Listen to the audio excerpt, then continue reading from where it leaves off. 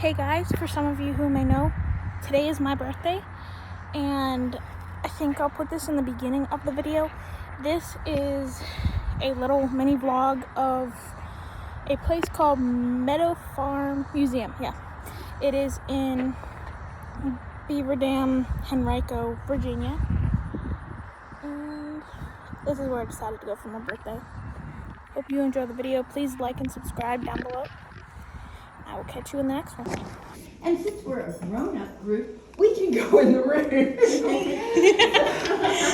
is really here for when, little folk just have a hard time understanding that they can't touch things. But before we go in, let me just tell you about why this house is here and what its purpose is and its history. Interrupt me with questions. I love questions from people, so don't feel bad. In 1713, the Shepherd family came from England. They had paid for the passage of 50 individuals. So they were given 400 acres right here in Henrico County. This is 1713. Now, the Shepherd family marry, have children. The first 3 generations, we don't know where they lived. They lived on the property, but 400 acres is pretty large, so they could have had their home just about anywhere. So our history really begins with Mosby Shepherd. And Mosby was born in 1775, a very pivotal year. He builds this 4-room house, 1810. We're in it right now. This is his front door that you see right here. The dining room, which we'll see in just a moment, and the small rooms that are upstairs. That's his 4-room house. 10 years later, he adds on, and it becomes, everybody's falling down. All right, yep, there we go. Oh, there you go. This is the 4-room house. He's added this larger, he's double the size of his house. And he adds a large bed chamber upstairs, which we'll see in just a moment. And then this building, not building, but addition, that door, and I'll show you all that, it would have led to the outside. So he just put a little roof over it, a little overhang. Then his son, Dr. John Mosby Shepherd, adds the last addition, which is this back part of the house. It begins right about that brown door that I went in. And he added a very large, and we'll see that, 2-story addition. That's the roof of it. And then he encloses that lean-to that his father, and then he put the fancy Greek Revival front porch on there. That's awesome. Yeah. Now, how in the world is this place a museum? It's because of the 7th and last generation. It's Major General Shepherd Crump. He was with the leader of Virginia's National Guard right before World War II. This is his ancestral home, and this is his wife. They married in 1921. They had no children, so they said, they wrote in their wills that if the county agreed to use it as a museum for the public and as a park, they would give the house with most of the furnishings. Wow. So the county entered into that agreement, totally agreed on it, and that's why we have this museum here. And it's really the historical significance. Yeah, it's old, but there are a lot of older houses, are the events of Gabriel's Rebellion. This house is like the last touchstone that is in Virginia today. And we'll talk more about that as we go through. But come on in, y'all. Been so patient and nice listening to all that together. But this is 1820 when Mosby Shepherd adds this addition. Now, when he added it, he and his wife, Elizabeth, used it as a bed chamber. So imagine their children, they had 9 children. More than likely, we don't know, more than likely the children were born in here. Or I don't think they had them in the parlor. what we think is she was very wealthy, his wife, and her family lived in a large house over near where Virginia Center Commons is. So this might have been a summer house, because it's really small. A 4-room house doesn't seem like you could have your 9 children, in there. And let me get out of your way if you want to take. Y'all are welcome to take pictures. If you want, you can look close again. I just have to, it's part of my job, just tell people not to touch. I can't even. questions about anything, because I've just been going on and on. Anybody want to So know anything about what's in it? No, nothing's added. This is original stuff. Furniture. I'm gonna say about 85% is original to the house.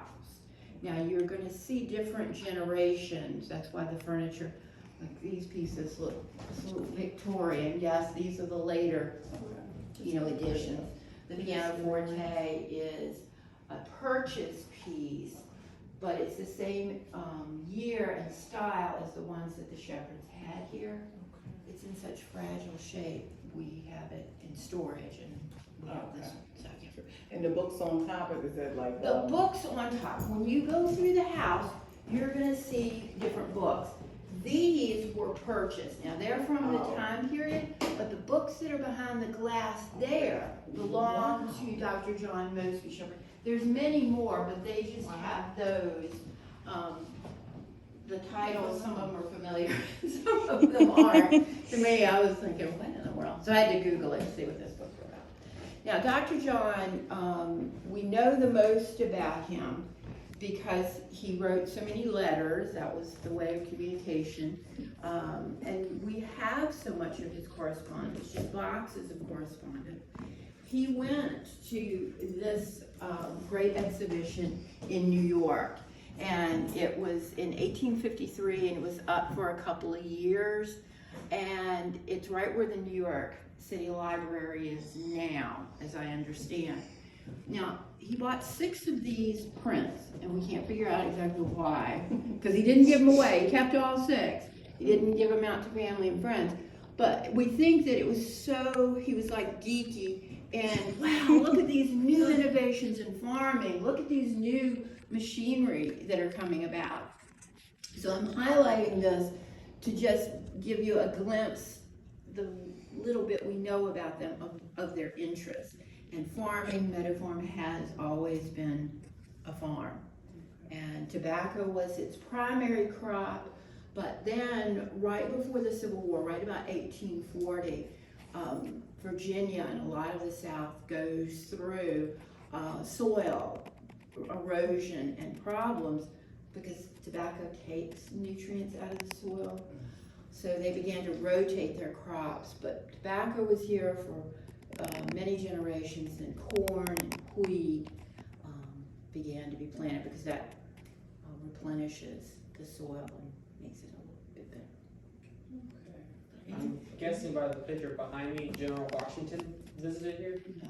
Sorry, I wish I could say that. I really do. Kids ask that. No, General Washington never came to Meadow Farm that we know of. If he did, he just rode on through to Richmond. But that picture is from Mrs. Crump, the lady that this was her family's. And they lived in Richmond, very close to where the house is gone, but very close to where the Virginia Museum of Fine Arts is. Their house was there. And it's hard to believe, but they were out in the country at that time, because we've seen pictures of the house, and it's got this great expanse of, property around it where it's fields and everything. So, yeah. They didn't live downtown, they lived right outside of town. That came from her family, who were the Adam family, no S, Adam family. As did, I know, kids go, Adam's family. This was theirs, this very elaborate, they call it an étagère, which in French means, what is it? And that's true. Oh, really? Oh, yes, that's exactly what it means. So you put your whatnots on it, your little expensive stuff that you want to show off, and the chairs, the beautiful little settees, that's all for her family. But the piece of furniture that's probably never left this house is that sofa. Isn't it Yeah, pretty? it has like little footstools on the bottom. Yes, Yeah. little footstools for you to put your feet up on. We have the receipt for when Dr. Shepherd purchased it in the mid-1850s. His father-in-law passed away in 1854, and he and his wife inherited a lot of money, and they put it in furniture. So that's a cane, I guess, right? Yes, Okay. that Just sure on that. It is. It's a gentleman's walking stick, and doesn't have any significance other than it's from that era. It didn't belong to the shepherds. Floors original? Most of them, yes indeed. And as we walk through, you can kind of see, you can see where the rug was. See how nice it is? And then over here, you know, it's looking a little, yeah, see? You really can. Very little of the floor work has been, this in here, I think a number of these have been replaced, but in the room we haven't been in, that will fill out the history of the different generations much better than I can. And it's nice and cool, has bathroom and water fountain, if you need it. So just want y'all to, since y'all are kind of nerdy, tell me if I'm talking too much. But when they came in, after the Crumps had left, this place was chock-a-block. Imagine these walls. These are a picture frame where you can hang pictures. There were all kind of pictures everywhere, cluttered with furniture, and the walls were a different color. So the county paid for the Smithsonian Institution to come in and do paint analysis. So the colors you're seeing are as close as we could get to what the actual colors were. Now over here, you can see the shadow outline of a triangle. That's the original floor baseboard, mopboard painting on that baseboard. There was a cabinet there for I don't know how long it was, but that let them see that they had sponge work. Now, that doesn't mean much except it helped us fill in with the sponge work around the baseboard. So they really worked very hard to get the house to look, when you walked in, to look as closely as possible to when the family were here. So, okay. Anybody got any questions? All right, we'll add it on in here.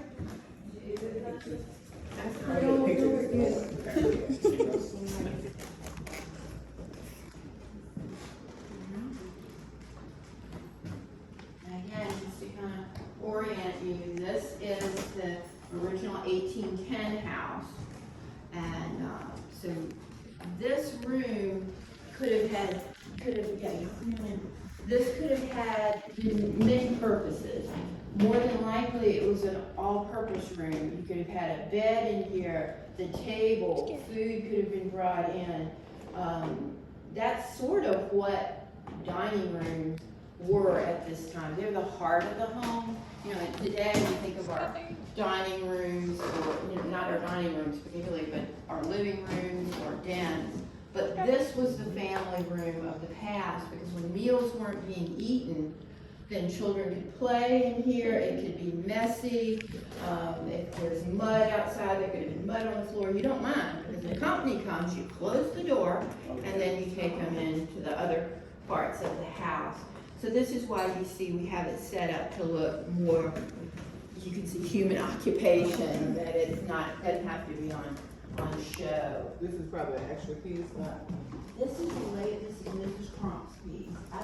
Isn't it beautiful? It's a sideboard. It was really considered very important in the 18th and 19th century to have a sideboard. What do you use it for?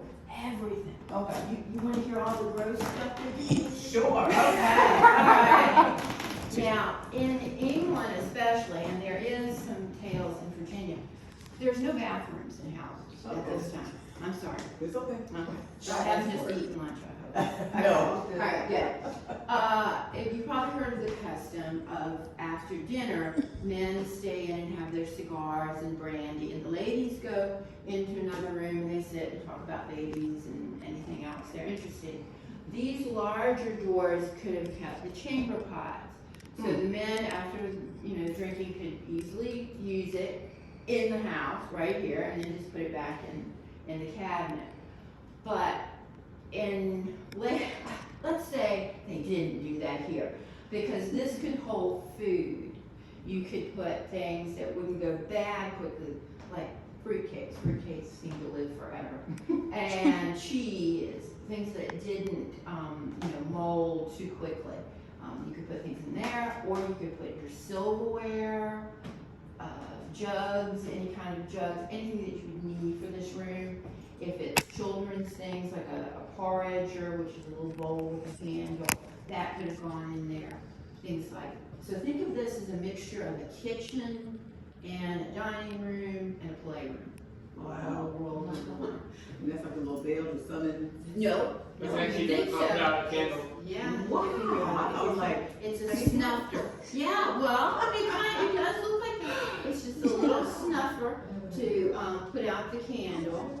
And you wanted to conserve your candles. Candles were very labor intensive to make at the time. And of course, they were very expensive. Most people did not buy candles unless you were quite wealthy.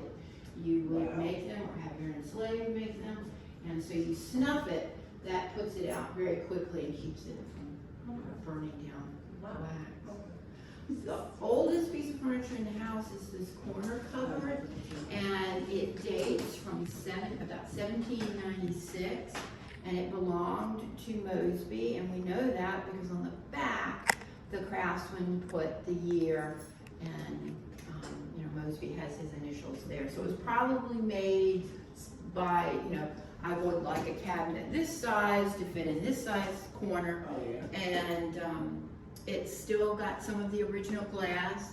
You kind of move around. This one is original. You see the bubbles. This one, of course, the others that look perfect have been replaced. And it holds the different pieces of china that the shepherds used here over the generations. The other day, we had a little summer camp come out here, and one of the ladies who was just watching over the kids, she was just, excuse me, I just found something. And it was a little triangle piece of one of these, the eagleware, tiny little piece. And where she found it, I'll show you all if you're interested, where they found it, it's just on a little bit of a slope in the yard. And a lot of times when it rains, it washes dirt down, and we can have found little pieces. So there have been little pieces of, where's the Rebecca? Oh, that's down the hill. We have the teapot called Rebecca at the Well, and we found different pieces of that. So all that in there, most of it's actually original? Mm-hmm, to the family, yes indeed, yeah. So that's always nice. Different generations, like eagleware, that came out, I believe, I'm not really up on my porcelain. That's gonna be pre-Civil War. The earlier pieces are gonna be these blueware pieces, like this, and the spongeware.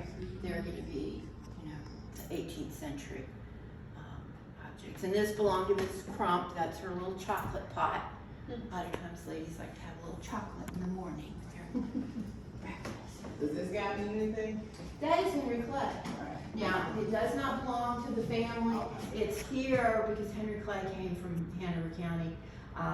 He was very, very important as a senator in, with the different compromises. And it's not a ghost in there, it's just a management with a sheet over it. But I can't tell you, I scared somebody the other day that worked here when they walked in. But this was enclosed, but originally it was a lean-to, so they could have wood stacked here. Now this is sticking out because of the heating duct. So all this part is modern, but it would have been, it goes around where the fire, the chimney is. But this room, you walk here, I think that's probably been replaced, but that threshold hasn't. And so this was a means of coming in, going out. This was a used, exit and entrance point by the entire family to go in and out of the house, because the front is going to be your air conditioning in the summer. Both doors would have been open to allow a breeze to come through. Pantry. Well, it's both. And it's because what you're going to find out, the reason is that it allows for entrance to the basement. We'll see that at the end of the tour. But this isn't really a room. It's just to allow access to the basement, and so then they could use it. So that gives it a closet, because they probably didn't keep food, and the reason being, it's because it's so near the kitchen, they would have kept whatever food's there.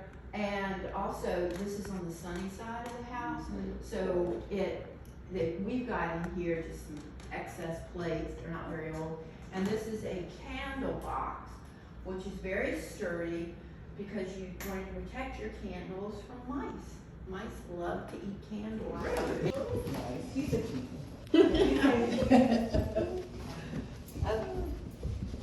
So now imagine this is 1810. This is the upstairs of 1810. And what I'm going to do, I'm going to just back up, but y'all stay and look as long as you want. I just want to give y'all room to see everything. So, look. I just wondered. Oh, I'm not gonna close it off. Now, the bedroom that we have there, that's over the parlor that we were just in. We ain't gonna be walking there. Huh? No, we can't walk in there Ceiling. because The the floor. floor, Okay. it's Can't trust safe, but it makes me nervous. Yeah. Yeah, so that's, I won't let y'all in here or in that one, but we can look around, you know, the rest of them. That is what we think, we have it interpreted as the boys' bedroom, because boys and girls did not, after they reached a certain age, didn't share bed chambers. So we have it just to look like, you know, that was a typical boys' room. This room, we just learned in the last month that this door and this wall were added after 1946. Oh, wow. Yeah. So this was a room, just one big room. I didn't know that. There was a elderly man that came that he's related to the family, and he came and he said, "Oh, I was here when I was 9 years old, and I slept in this hall on a little mattress on the floor." And he said, "But why did y'all put a wall in?"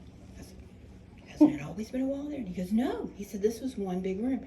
And it makes sense because we have the information that the Crumps made this into an upstairs bathroom. So they added the wall for privacy. So that makes sort of sense. But we just depict it as if it's a live-in teacher or maybe a guest bedroom. That's what we have it to look like. Oh, it's bigger than I thought. You can get a little bit there.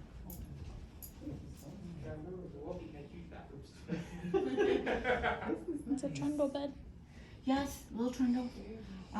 This again, we're over the oldest. This is the oldest upstairs part of the house, 1810, and the floors you can easily see have seen some wear and tear over the years. Children's bed chambers were typically always upstairs. The main reason being you wanted your children to be the warmest in the house in the wintertime, and the upstairs is the warmest part of the house. You know, heat rises, so it's going to be warm. In this house, every room has a fireplace except the little bedroom we were just looking at. So that lets us know that they did, you know, use these fireplaces upstairs. Again, that shows the wealth of the family and the prolific trees that were around here at the time for firewood. If it was a cold evening, an enslaved person would probably come up to light the fires, have it warm, and that's all that would be done for that fire. You bank it really well, but you're not going to come up every couple of hours and feed the fire.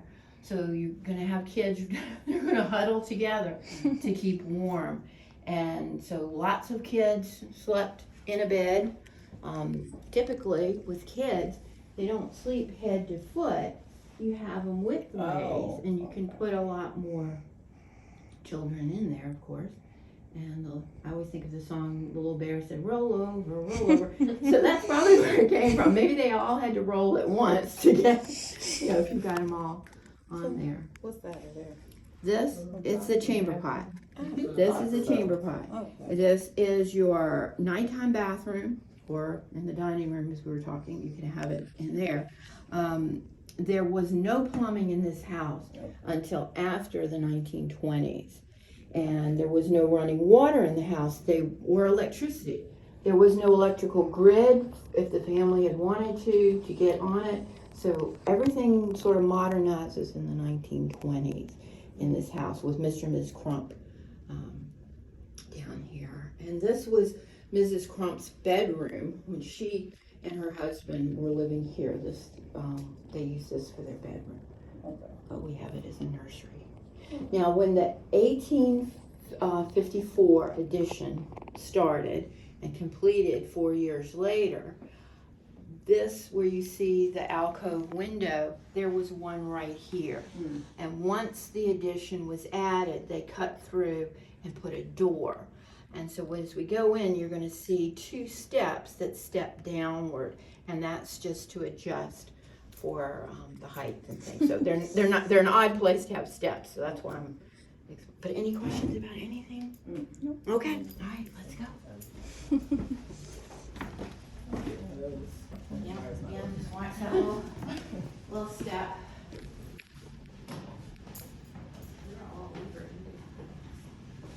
I always feel like I can take a deep breath once I get in here. It's So it's rather opened up. claustrophobic, yeah. Nice high ceilings. This is 1858, and Dr. Shepherd had studied at the University of Pennsylvania. His degree in medicine was in children, childbirth, and the diseases of women. So that's his major focus. And one of the things that doctors were learning about was the benefit of fresh air. Now, they didn't know what germs were, and they had no real concept of what bacteria or anything like that, but they did understand that fresh air and sunlight was good for people. So that's why you're seeing these much higher ceilings in this later addition to the house, and the big 6/6 windows that allow all kinds of good fresh air to come in. Whose room was this? This we don't know whose room used it, but we have it to look as if these are the young girls, the tween-age girls that are living here. And so their room is gonna be a little bit fancier than their smaller siblings. We've got the cross-stitch stamplers. Young girls, as soon as they could hold a needle and thread and be trusted with a pair of scissors, they would be learning how to make dolls, cloth dolls, and samplers, and that would help them to learn their alphabet, learn Bible verses, or pieces of poetry. So it's teaching them many things at once: to read, to understand, and to be productive with their hands. So that's why there is a proliferation of cross-stitch samplers in the mid Not into easy the to 20th century. They're actually really kind of fun once you get Yeah. they get addicted. I'm working on a needlepoint piece before y'all came. Just to keep because I didn't think anybody was going to come. So I'm so The glad. dollhouse, is that the original one or is that? No, but doesn't it look like the early? I'm touching it because this is not old. It was donated. It dates from about, I think the earliest they've guessed might be the late 1950s. Okay. And somebody just gave it because it does look like Meadow Farm without the front porch. And they put it in here. I don't know that teenage girls would have been playing with the dollhouse, but it didn't fit over there. But it's on it, the roof is on a hinge, so you can open up and play with the dolls in there. That's really amazing. I know, I think it's so cute. It's cute, yeah, I think it's so cute. We don't know that they had a sewing machine, because we've got, as I was mentioning, we have so many receipts from things they purchased, the Shepherds, when they were living here. We have not been able to find any for a sewing machine, but this is a Singer sewing machine, I believe. Singer is so, much in our world with sewing machines today. They still have the parts for these early machines. So if you have one in your attic, it can be usable. And it's just your pedal. To add to not having receipts, back in the day, they did a lot of trading. So True. they're not really That's finding your very receipts for true. trading. Or somebody They might have could've. gifted one. Yep, exactly. Exactly. Mrs. Shepherd, she was Virginia Ann Young, and she came from Caroline County. She could have brought it with her. You're exactly right. But this was purchased for us just to have it here. But it is really cool. The guitar case. That is part of the family collection, and I'm not really sure whose it was, but it's in a girl's room. And the reason is, if you just Google on your phone, 19th century girl with guitar, there are all these images of girls with guitars. So some have said it's because it showed their hands to the best, they look so stylish and beautiful with their beautiful long fingers. I don't know, but it is fascinating. You see a lot, even the early daguerreotypes showed girls with guitars. So maybe they were rocking and rolling before we knew it. You never know. Anything else? Anything? So, I'm just curious. Sure. But what is this thing over here in the This little corner? thing. Now, I can't touch this little thing, but I think you might kind of get an idea. The top lifts. Okay, I was thinking. This comes out for your feet, so you can sit there and use the toilet. Oh my goodness. I guess I'm always convenient. drawn to But that. this, you know, these are teenage girls, so they're They do really this. embarrassed That's easily. true. So that's why you've got they call it a covered chamber pot Okay. there. But then they've still got their emergency Oh, I one see right over under here. the bed. I see. Yeah. Like the white, I think. Okay. All right, we're gonna head down some steps. Please hold on to the handrail and watch your head as we make the turn. The ceiling is just a tiny bit. Okay, so this is the, okay. Yeah, as long as you don't touch, you're welcome to walk around the bed and look at it and be like, this is the downstairs of that 1858 edition. So Dr. and Mrs. Shepherd, they turned this into their bedroom. Before that, the bedroom was in the parlor and had been for at least one generation. And the furniture in here, there are very few pieces that are originally in their spot of where they would have been. This bed, yes, that's the adult's a throne or whatever you want to call it. This bed, it's absolutely beautiful. It's flame It is. mahogany. It belonged to the Adam family there in Richmond, so its life didn't start here until after Mrs. Crump married Mr. Crump in the 1920s. The original piece is this beautiful flame mahogany wardrobe. It's probably in the spot, in that spot or this spot, where it was here for the entire duration of its lifetime at Meadow Farm. It's a beautiful, beautiful piece. A lot of people say, oh, I bet that thing's hard to move. It really isn't. The top comes off like a hat or a crown.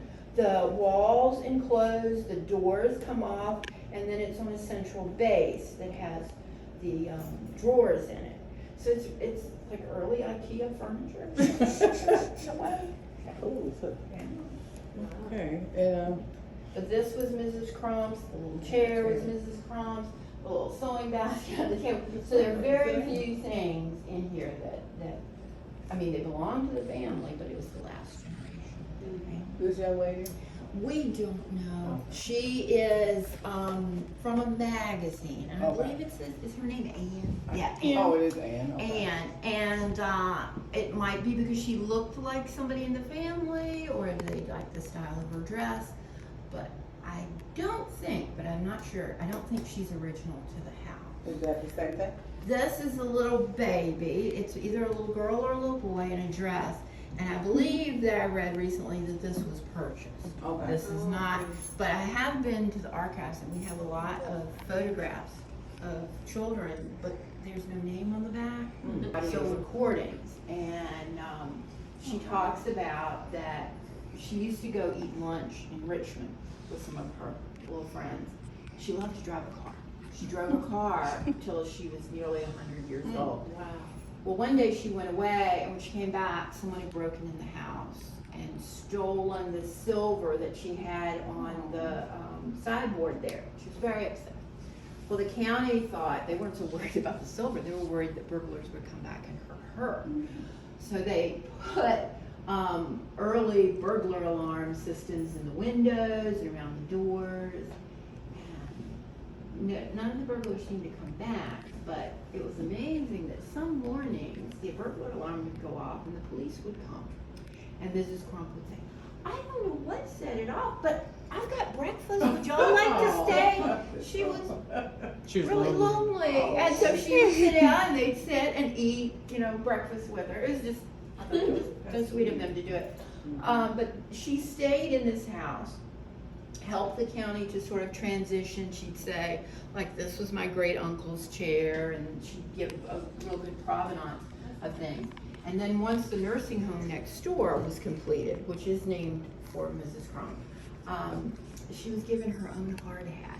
So she could drive over here while they were doing the reconstruction of the house. No. She could walk through because she had her little hard hat and see what they were doing. So they really took quite good care of this, because she sounds like she was tough. She was really nice. Women back then had it. Yeah. They were strong. That's right. What is it? The iron fist and the velvet glove. Yeah, that's it. Yeah. But any questions about anything about pets? It's good. All right, now we were talking about doors.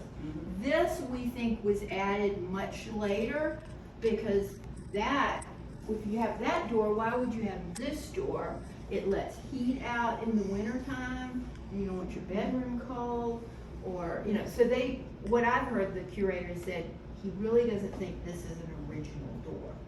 But we're gonna go through it anyway. And go down the steps. Just imagine that for the earlier generations, you're walking into the outside. Oh, okay. Right behind you.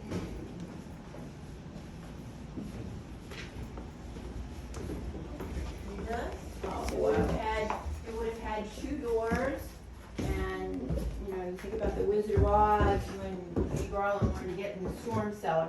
This is the entrance to the basement. They just took off the door to allow easier access. This is the back of those steps that we saw in that closet pantry. Okay. And if they were not there, the floor would have come out this way, so you either had to have dug the basement deeper, or you had to have really crawled into the basement. So that's why that's.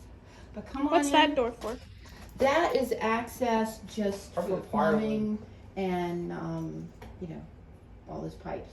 Oh, okay. And we've got one over there too. So they're just access door. Yeah, but watch your head, watch your step. Come on in.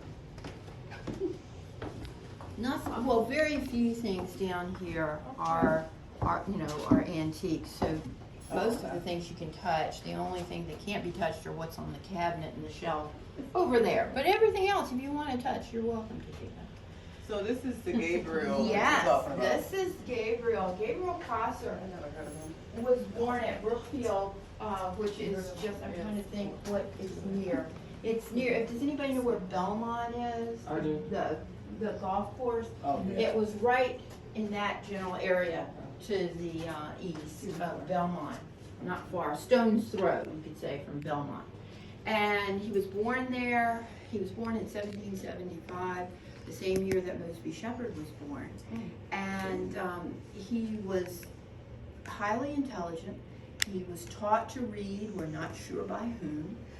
At this time, right after, the Revolutionary War, you have so many people demanding freedom. You've got the Declaration of Independence that says all men are created equal. Well, Gabriel, since he could read, he was reading the newspapers of the day. He knew what was being discussed in the papers. He was reading about the Haitian Revolution, which went on, where the enslaved rose up and overthrew the French who were ruling the colony, the sugar colony there. And Haiti has never gone back into the hands of the enslaved, one generation after the other, and they've elected officials for Haiti has been free. Now, he decides, Gabriel, at some time, that he wants to overthrow the government in Richmond. And he begins to amass followers. Now, all of this has to be done clandestinely. You can't advertise it. This is a death sentence if it's ever found out that you are thinking about doing this. But he was, some say the numbers vary. Some say he had followers in the hundreds. Others say it was in the thousands. And they agreed that on the evening, the night of August the 31st, that Gabriel and his followers, who were all men, would gather together at the Brook Road, which is right over there near Belmont. And one of their later followers that joined were Tom and Pharaoh. Tom and Pharaoh were two enslaved men that were owned by the Shepherd family. Tom was 37, and Pharaoh was, I believe, about 25 years old. And the two men are working here. Now, the house had not been, this is the year 1800, this house had not been built. There could have been an earlier structure on the property, but they're here because of the harvest, which takes place in August. And they go on the evening of the 31st. All this is documented in court papers.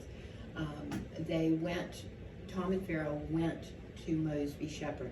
He's in Richmond. We're not sure exactly where. It says he's in his counting house.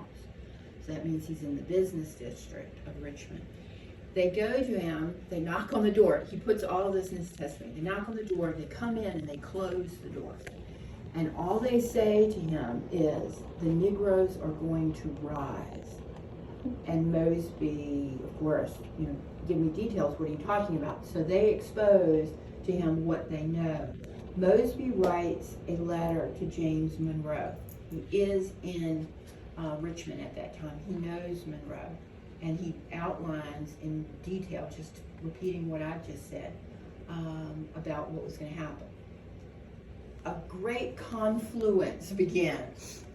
The clouds darken, the wind starts, and a tropical storm hits Henrico County and Richmond and other parts of Virginia that night.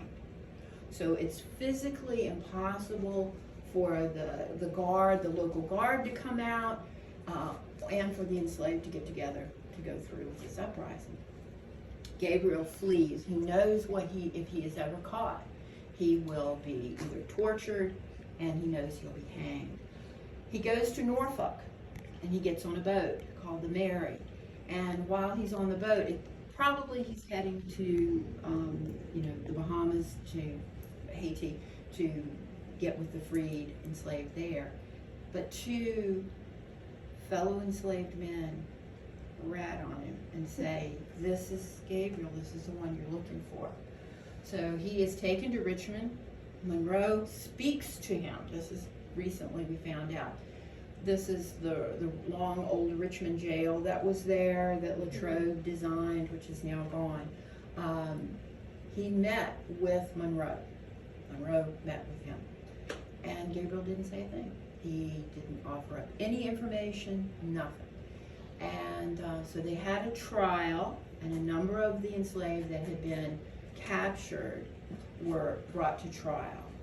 And it was a done deal that these men would be hanged. It was just a foregone conclusion, because the law at that time, if you even threatened to raise your hand against a white person, it was a death sentence.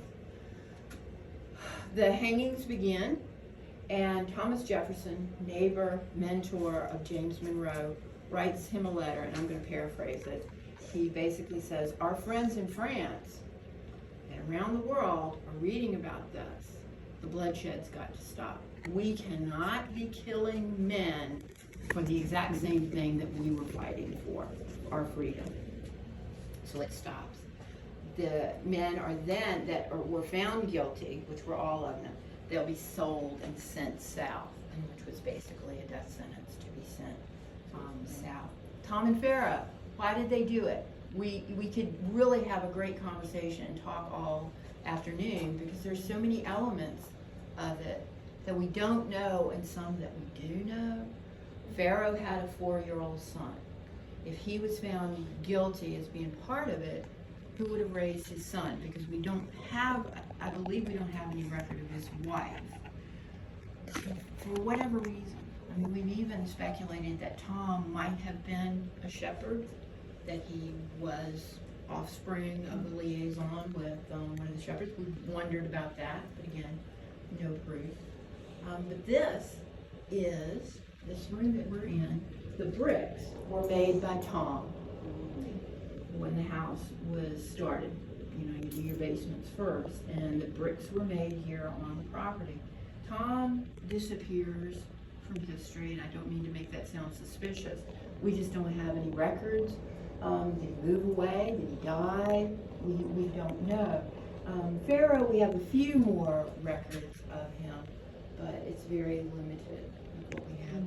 Were they free as a result? Yes, Okay. they were monumented. Okay. And this is what these letters That's what are. I should add. Yes. Okay. These letters are, facsimile copies that Mosby Shepherd and his brother Philip wrote And what they're doing is haggling over the price of the manumission, which means the state of Virginia was going to purchase these two men and free them.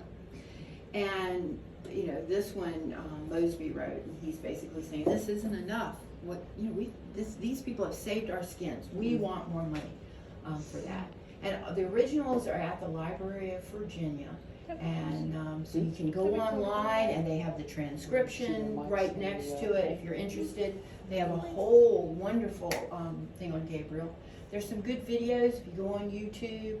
Henrico County made one. What was it called? Forged for Freedom, something like that. And so there's some very good historians that give the full story, and some great books for Henrico County. And he certifies that Gabriel bravely came to his execution and died bravely. And that, you know, his body was buried, we don't know where, but it's probably under 295 right now. Yeah. But there's a great group of individuals that have made a sort of area as close as they can get to that area under 295, and they tell the story in wonderful detail. And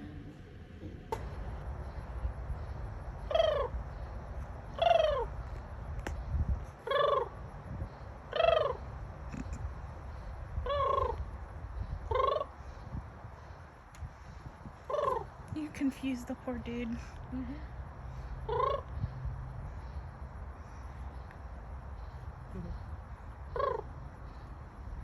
He started getting all frizzed up, like he started like he was gonna mate. Then he closes off, feathers up. Hi, pretty boy. Hi. Look at his beard. Hi Look, he there. moving. Did he poop? Yes, he pooped. He's pooping. He's like, come over here. Fight me. He's looking at his poop. He's like, am I done yet? It's funny, his beard's just hanging down as he's looking down.